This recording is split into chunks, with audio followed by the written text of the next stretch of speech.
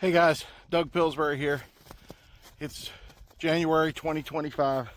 This is the first day I'm back out on my property. Had a good snow, as you can tell. What I'm doing today is I'm going around and I'm starting to release some of my oaks. I have a bunch of red and white oaks on this property. It's in Surry County, Virginia. And what I did during the fall is I went through and I tagged all of the red and white oaks. As you can see behind me, I've got a white oak there tagged with the green field tape. I went around the entire property and I tagged everything while the leaves were still on the trees, and it was real easy to find them and tag them. So I've got about 150 trees in here that I've tagged and that I want to go in and I want to release, so that in the spring when the trees start growing, I've cut down all the competition. So you can see here, and I'll post some pictures. You can see that I went in and I cut some of the trees that are kind of competing with this tree. And what they're doing is they're shading it out, or they're competing for nutrients.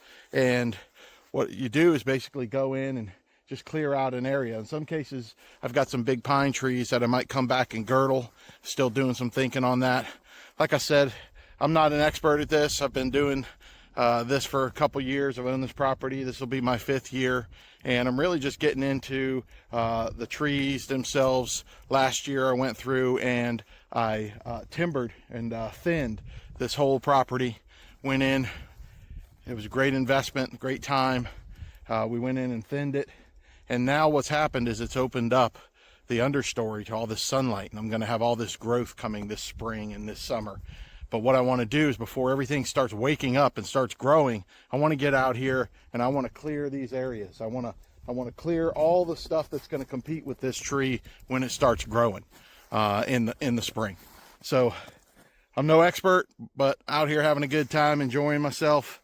Done a lot of research online, just like a lot of you, and that's probably why you're watching this video. But there's a lot we can do together. There's a lot we can learn. I'm open to comments, suggestions. I'm just out here enjoying it, man. This is beautiful. I've got this cut over behind me. Can't wait to see this start to grow in the spring.